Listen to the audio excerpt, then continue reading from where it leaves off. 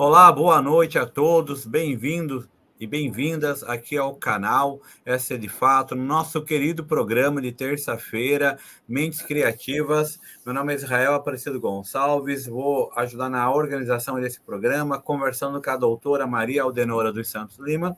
E hoje nós temos um tema muito importante, com uma pessoa também que acredito que será muito importante aí para o Brasil, porque é uma especialista em inclusão, é uma especialista na cultura surda, professora universitária, escritora, batalhadora mãe, né? Então nós temos aqui uma mulher, né, de ponta, e está no Acre, mas não é porque ela está distante de nós aqui de Santa Catarina, que ela não vai conseguir mostrar aí o seu brilho e as suas obras e a sua criatividade, ok? Maria Aldenora, bem-vinda! Boa noite, tudo bem? Prazer muito grande estar com vocês aí, né? E vamos falar um pouco, né, sobre a educação especial na perspectiva da educação inclusiva também e a minha área de atuação, que é a educação de surdo. Eu sou mestre em educação pela Universidade Federal do Amazonas, a UFAM. Sou doutora em educação também pela Universidade Federal do Paraná, UFPR, e sou professora adjunta da Universidade Federal do Acre, aqui Campus Floresta, no município de Cruzeiro do Sul, e atuo na área de Libras, né, desde 2009, e trabalho também com a disciplina de Fundamento da Educação Especial. E a pesquisa de mestrado é voltada, né, sobre a cultura surda, né, e também eu fui coordenadora da Educação Especial no município de Cruzeiro do Sul, na Secretaria Estadual de Educação, e hoje também sou coordenadora do Núcleo de Apoio à Inclusão da Universidade Federal do Acre, né, desde 2011. E a atuação no mestrado, eu pesquisei sobre a cultura surda, né, com os estudantes, principalmente da rede estadual de ensino, aqui do município de Cruzeiro do Sul, atuando numa forma de que, evidenciando essa cultura surda que existe, porque o primeiro artefato de uma língua é a cultura, né, e o surdo, ele tem uma língua específica, que é uma língua diferente da nossa, mas é uma língua de modalidade visual, né, então eu pesquisei sobre essa temática importante, e eu tenho um livro que vai ser lançado pela editora Aplis esse ano, que evidencia muito essa questão da cultura surda dentro do contexto amazônico, especificamente aqui na nossa região do estado do Acre. E o doutorado, né, eu pesquisei também nessa temática, principalmente voltada para o ensino superior. Pesquisei sobre a educação de surdo no ensino superior e essa educação bilíngue, né, que mediada dentro da universidade, porque desde 2013 que nós temos a inclusão dos primeiros estudantes surdos na universidade. É um desafio muito grande ainda, né, a gente ter a inclusão do surdo na universidade, por conta de toda essa questão da língua, né, e assim, aqui foi muito difícil para a gente, foi um desafio muito grande, principalmente com a contratação de intérpretes, né, para atuar com esses alunos dentro do ensino superior. Então, a pesquisa de doutorado evidencia justamente isso, né, como foi essa inclusão dos surdos dentro da universidade, essa perspectiva que nós já estamos com 11 surdos dentro dos cursos de engenharia agronômica, pedagogia e espanhol. Nós não temos letras libras aqui no Campus Floresta, nós temos a graduação em letras libras só em Rio Branco, mas eles estão dentro desses cursos, dentro da licenciatura e do bacharelado. E o trabalho de doutorado evidencia justamente essa educação bilíngue, que é importante dentro da universidade, onde seja priorizado a língua de sinais, né, e a língua portuguesa como uma modalidade escrita para ele. E também o trabalho evidenciou muito essa questão da pandemia, né? E, assim, o momento da pesquisa foi o momento que todo o Brasil, todo mundo estava vivendo essa questão da pandemia, e eu fiz a pesquisa justamente como foi o impacto para o surdo dentro da universidade na questão da pandemia, né? Então, o trabalho, ele provou muito, né, que como foi difícil para nós ouvintes, imagina para o surdo dentro dessas plataformas, como foi estudar dentro dessa plataforma sendo surdo, né? Então, muita coisa precisa ser repensado, né, na educação de surdo, muito desafiante, e agora, né, com a questão da pandemia, principalmente para o surdo. Então, o trabalho está aí já publicado, né, e assim, o surdo teve muita dificuldade, e assim, eles não conseguiram, assim, se eu for te dizer, eles não conseguiram acompanhar o ensino remoto, e assim, muitos trancaram o curso, outros o intérprete teve que ir para casa, né, fazer o distanciamento, né, então teve essa dificuldade também, e a nossa região, ela foi muito afetada por conta da internet. Nós temos muita dificuldade de internet aqui no contexto do Acre, principalmente Cruzeiro do Sul, né, os alunos tiveram muita dificuldade de conexão, né, então, assim, nós fomos bem prejudicados na questão da pandemia. Doutora Maria, seguinte, tu falou assim num contexto bem rápido, né? Mas vamos agora dividir um pouco a sua fala, porque vai ter muito aluno meu, muito aluno seu, querendo compreender melhor e mais profundamente, né, tuas pesquisas e tuas publicações, né? Lembrando sempre que esse programa, ele entrevista as pessoas que escrevem, né, obras, em especial comigo, né? Nós estamos lançando aí um novo livro de educação contemporânea sobre didáticas, práticas em sala de aula, que será publicado em julho desse ano, provavelmente aí, eu acho até que agosto, né, doutora Maria, ela está na organização conosco, né, tá eu, você e o Thiago, e nessa organização dessa obra, a ideia é mostrar as práticas que foram ocorrendo na sala de aula, que puderam, de certa maneira, otimizar, né, alguma melhoria de aprendizagem, de ensino-aprendizagem, e a doutora Maria escreve comigo várias obras, né? A gente tem um artigo para ser publicado, todas na área da educação e na área da inclusão. Doutora, tu falaste, né, que no Acre tem mais dificuldades, mas, no geral, porque muitas vezes, né, o incluído na educação é excluído do sistema educacional? Por que isso acontece, né? Eu tenho um grupo de alunos que vai te procurar, estão estudando como os autistas entram na educação, ensino fundamental, mas ao estar na rede, são excluídos dessa rede de forma institucional, mesmo tendo, entre aspas, um certo suporte. A inclusão de pessoas com deficiência na rede de ensino, ela é bem desafiante, né? Mas, assim, é uma proposta já do MEC, desde 2008, a inclusão desses estudantes na rede básica de ensino, né? Então, como você falou, para ter essa inclusão eficácia, todo mundo precisa ter esse preparo. O que é que o MEC oferece? O atendimento educacional especializado a esses estudantes na rede básica e também na universidade.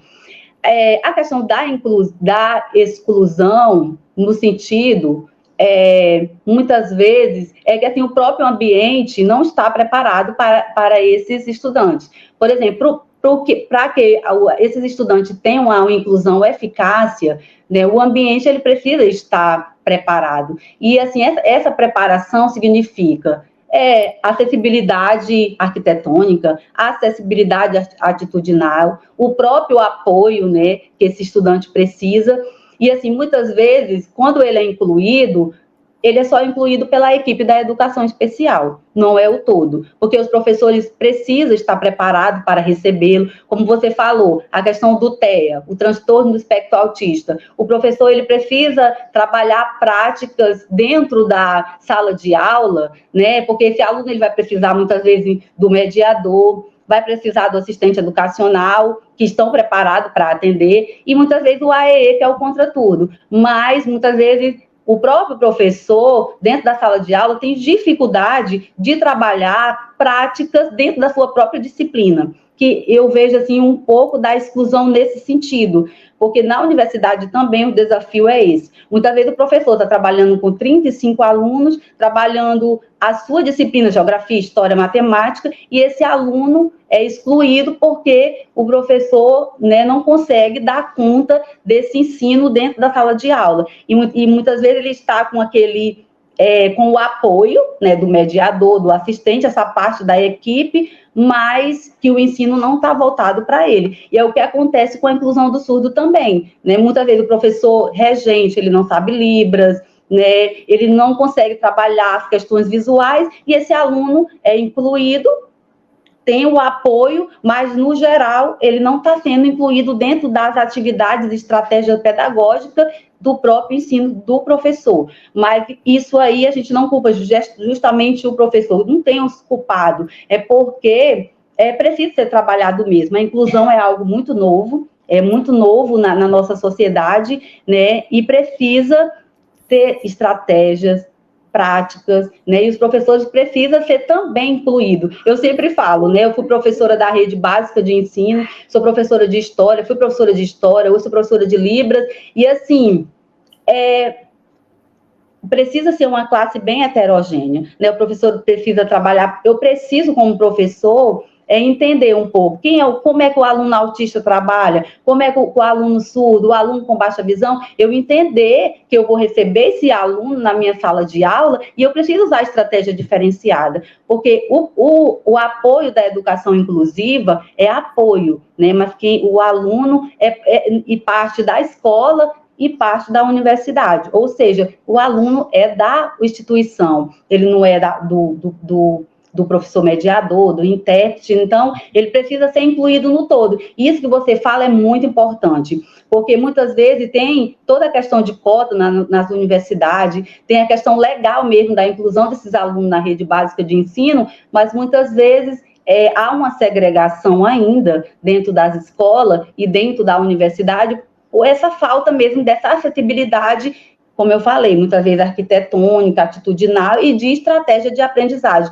Hoje nós precisamos, né, trabalhar o PPP da escola, voltado para esses estudantes, e o PPC dos cursos também, para dar abertura de acessibilidade para essas crianças, no sentido de avaliações diferenciadas, no sentido de atender a todos, né? Então, trabalhar com essa heterogeneidade custa, né, muito fazer pedagógico, né? Então, os professores estão muito acostumados ainda com essa questão da homogeneidade, né? Então, a inclusão é isso, né? Justamente trabalhar essa heterogeneidade e muitas vezes, e aí a gente se preocupa muito com a questão da deficiência. E a gente pode ver que a deficiência muitas vezes está no ambiente e não no aluno. E, assim, quando eu falo isso tanto na educação básica, como também no mercado de trabalho, né? Então, eu fiz uma pesquisa ultimamente no sentido de onde estão essas pessoas quando saem da universidade, né? A gente não vê muito o mercado de trabalho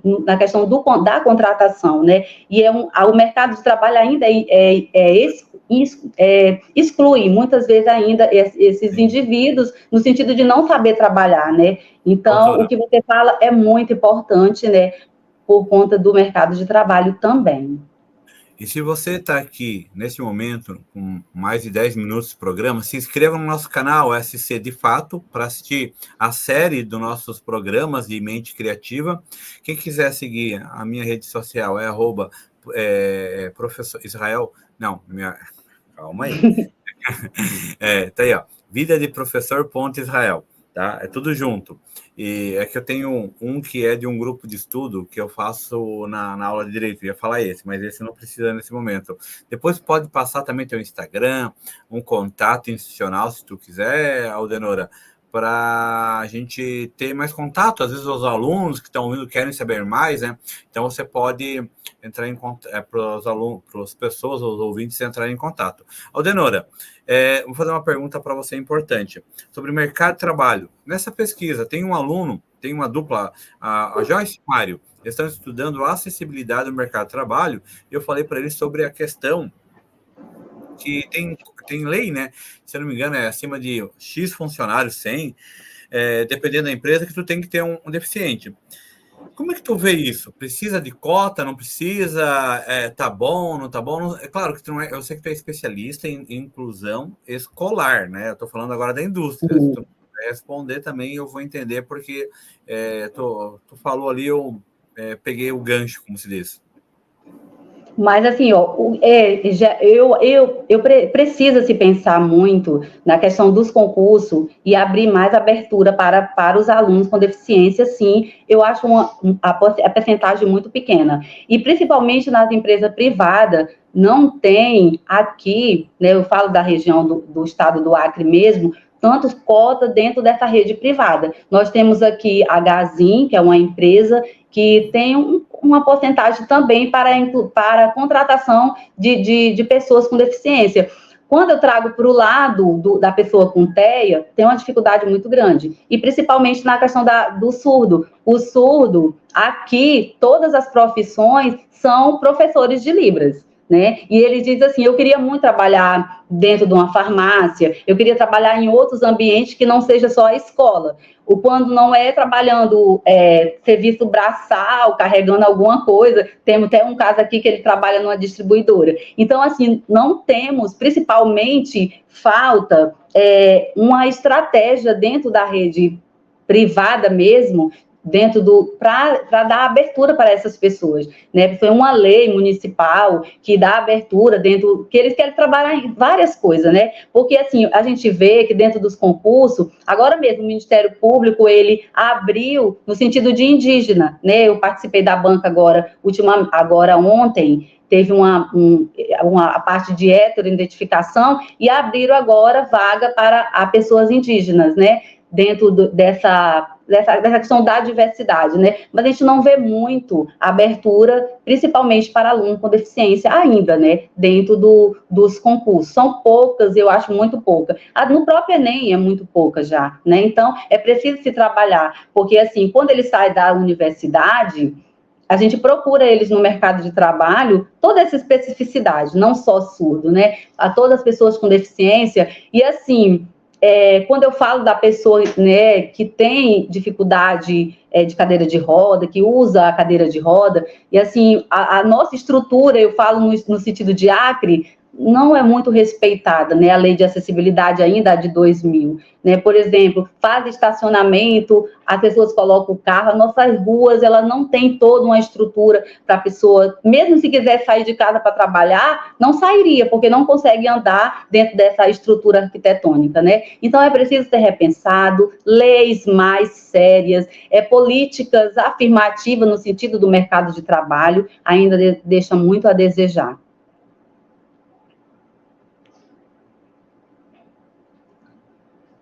Não estou ouvindo, Israel. Não estou ouvindo. Perdão. Então, o deficiente, né, doutora, quando ele é incluído formalmente, né, na educação, seja ela no ensino fundamental, médio ou superior, ela é excluída pela deficiência ambiental arquitetônica da própria instituição. Assim como na cidade, né, quando o deficiente ele vai para a cidade, vai para o centro urbano ou até rural, né, a deficiência arquitetônica de planejamento para esses deficientes que são... Eu estava lendo uma reportagem, 30% da população, né, para mais, eles sofrem, né, com essa, muitas vezes, descaso, né, é um descaso, porque já se sabe quem são, já se sabe quantidade, as famílias já identificam isso no início, muitas vezes, né, ou ali com 5 anos no máximo, às vezes isso já vem, né, no nascimento, alguma deficiência física, então falta o Estado realmente assumir as suas responsabilidades. E se você gosta desse tipo de assunto, de inclusão, educação, né, Aldenora, convido para assistir outros programas do nosso programa aqui, Mentes Criativas. E se você quer escrever algum livro, capítulo livro, entre em contato conosco, que nós estamos organizando esse livro sobre educação. Ainda dá tempo de se inscrever. E tem outros sendo preparados aí sobre educação, política, sociologia, porque a Aldenora também é formada em História e ela ajuda bastante nessa parte aí. Uma pergunta. Tu estudaste cultura surda, eu acompanhei um pouco isso. Como que é assim? O que é cultura surda? A gente pode dizer, os surdos têm uma cultura? A gente não é apenas... Quer dizer, falar apenas eu acho que é um equívoco. Não é uma questão apenas... Estou voltando para esse apenas, porque eu não quero minimizar, né? Eu quero só diferenciar. Além da questão da surdez, há uma cultura surda, né? Então, como é que funciona isso? Assim, eu sempre falo, né? Qual o primeiro artefato de uma cultura? É a língua. Então, a língua de sinais, né, ela foi oficializada, né, ela foi oficializada pela Lei 10.436 de 2002, ela fez 24 anos agora, né, então, os surdos são usuários de uma língua. Quem é o surdo? O surdo é aquela pessoa que compreende e interage com o mundo por meio de pistas visuais. Então, o primeiro artefato de uma cultura é uma língua. Nós temos, dentro da cultura surda, nós temos vários tipos de identidade surda. Temos aquele surdo que tem uma deficiência auditiva, que muitas vezes ele não é usuário de língua de sinais, ele muitas vezes tem uma dificuldade auditiva só no lado, uma surdez moderada, e ele não quer aprender língua de sinais, muitas vezes porque escuta, ou então ele quer usar um aparelho, fazer um implante, e ele quer ouvir, ele quer estar dentro da cultura ouvinte. E nós temos surdos, né, profundo, total, que quer aprender Libra, aprende a língua de sinais e assume a cultura surda. Isso e é um surdo que compreende e interage o mundo por meio de pistas visuais, e ele vai precisar da Libra para se comunicar em toda a esfera, todo o seu meio, né? É esse surdo que precisa do intérprete, dentro da rede educacional, dentro de participar de uma palestra. Isso é o artefato, né? É a própria língua, né? Então, ele diferencia o mundo por meio da visão, ele compreende o mundo por meio da visão. E o surdo, o usuário da língua de sinais, ele tem uma cultura diferente, né? Então, ele tem uma cultura diferente da nossa, uma cultura visual, né? Que ele precisa de todos os mecanismos para compreender o mundo, para estudar, para entrar no mercado de trabalho.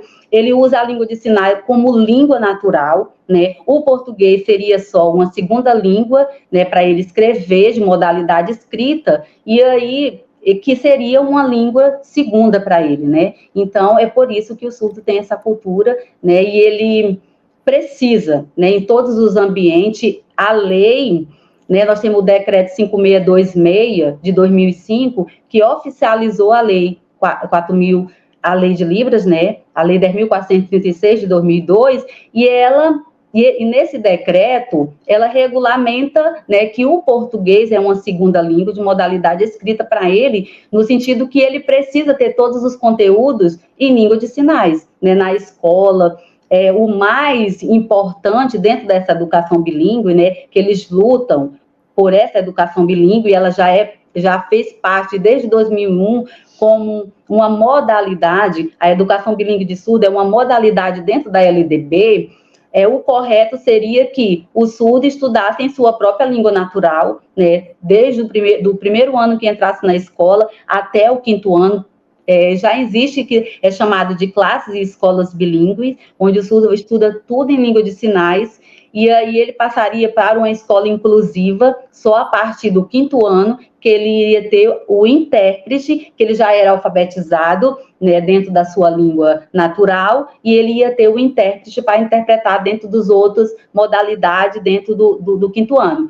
Mas é uma realidade ainda sonhada pelos surdos ainda. No Brasil, a gente já tem escolas bilíngues, classes bilíngues, mas é um sonho, porque assim, é uma dificuldade muito grande ainda, por conta dessa formação do professor bilíngue, né, que vai atuar com Libras e língua portuguesa, e o próprio intérprete também já tem uma dificuldade muito grande de contratação desses profissionais, mas a proposta para a educação de surdo é que ele estude na sua língua materna, que é a língua natural, a língua brasileira de sinais. Eles estão dentro da escola inclusiva ainda, estudando com o português, muitas vezes bimodal, né? Então, eles não estão com a acessibilidade que é para ser de uma língua oficial, que é a língua de sinais, por conta de todas essas dificuldades que eu já falei para vocês, né?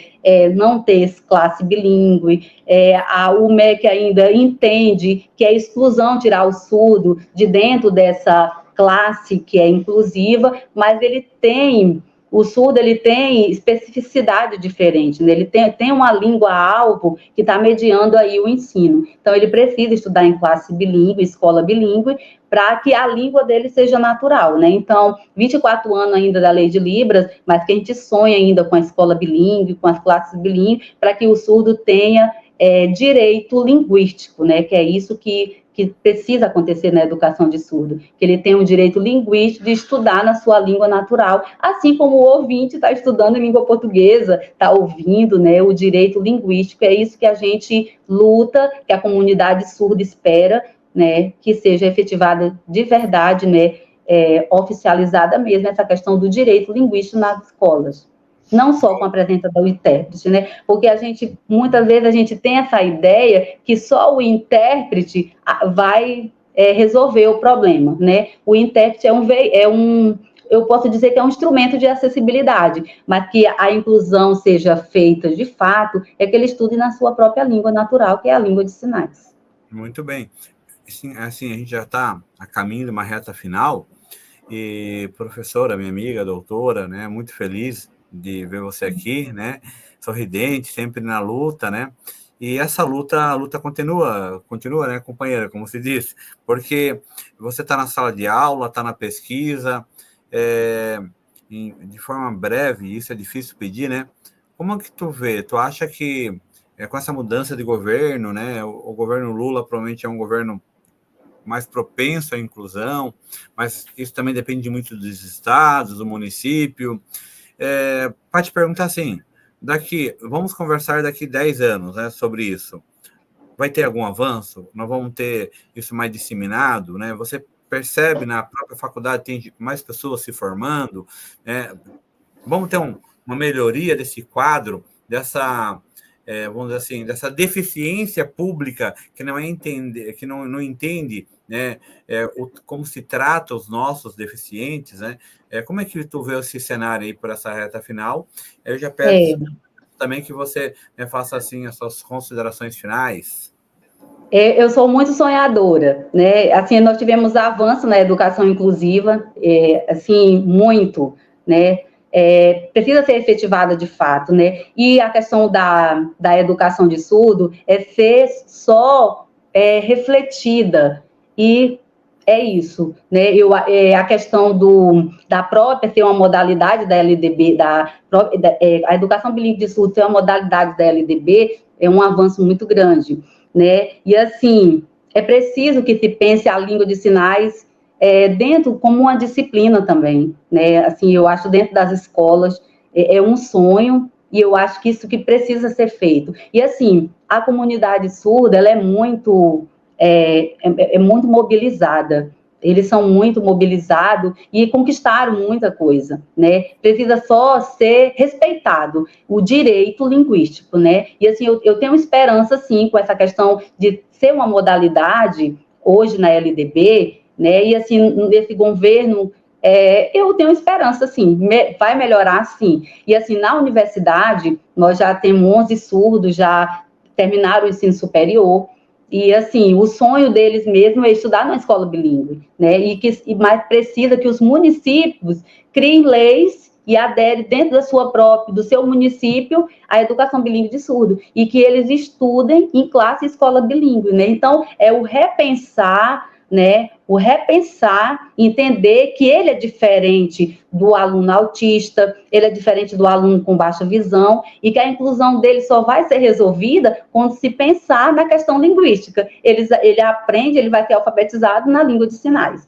Mas, assim, eu estou muito feliz de participar, né? E agradeço também. A universidade está com um aluno desde 2011 aqui em Cruzeiro do Sul, no campus Floresta. Eu tive uma primeira aluna cega, estudando no curso de espanhol, né? A política de cota veio depois, e aí tem muitos estudantes com autismo, né? Temos com autismo, baixa visão, temos surdos, temos alunos com deficiência intelectual, e alunos, né, dentro dessa deficiência visual, tem baixa visão e aluno cego. Isso no curso de Direito, Engenharia Agronômica, Pedagogia, Biologia, licenciatura e bacharelado. Nós temos 2 mestrados aqui no campus Floresta. Temos o PEPEL, que é dentro da área de linguagem e educação, e temos ciências ambientais, que é dentro dessa parte da biologia, e temos aluno autista, né? O primeiro agora, né? Ele também é meu eu sou orientadora dele, né, co-orientadora, e eu estou orientando o primeiro aluno autista, né, dentro do mestrado. E temos um aluno com baixa visão também, que está dentro do mestrado em linguagens e identidade. E já tivemos né, alunos que já terminaram a pós-graduação. E é um desafio muito grande. Se a graduação é desafiante, a pós-graduação mais ainda, no sentido que eu te falei, né? Estratégia de ensino, o tempo para eles é bem maior que por exemplo, nós terminamos o mestrado com 2 anos, um aluno autista, ele tem o direito dentro da LDB e dentro da própria política, tempo a mais, né? E esse entendimento dos professores, né, em trabalhar essa acessibilidade, e respeitando, né, o limite de cada um dentro da pós-graduação. Muito obrigado, doutora Maria Aldenora dos Santos Lima, minha parceira de escrita. Há mais de 3 anos, 3 anos no mínimo, né? Uns 3 anos a gente já estamos aí na luta. Agradeço, assim, a tua vontade, a gente entrou em contato ontem, né? Falei, vamos fazer uma conversa, né, no programa, vamos fazer um debate sobre... Tu já topou na hora, né? A agenda deu certo. Então, agradeço a tua militância, né, pela inclusão, além de professora, doutora, mãe, né? Tu é uma militante, a gente vê isso na tua fala, no teu olhar. Então, parabéns. Agradecer ao Piram, que é a nossa equipe técnica aqui, pelo apoio. Agradecer você, ouvinte. Compartilhe, comente, dê like, a gente precisa, é um programa totalmente gratuito, com pessoas voluntárias aqui trabalhando em conjunto em prol da educação.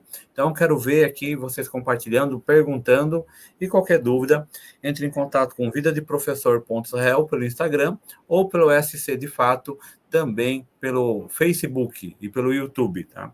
Muito obrigado, espero que tenham gostado. Maria Aldenora, um abraço para vocês todos aí. Obrigada. Um abraço pro Acre. Obrigada, boa noite.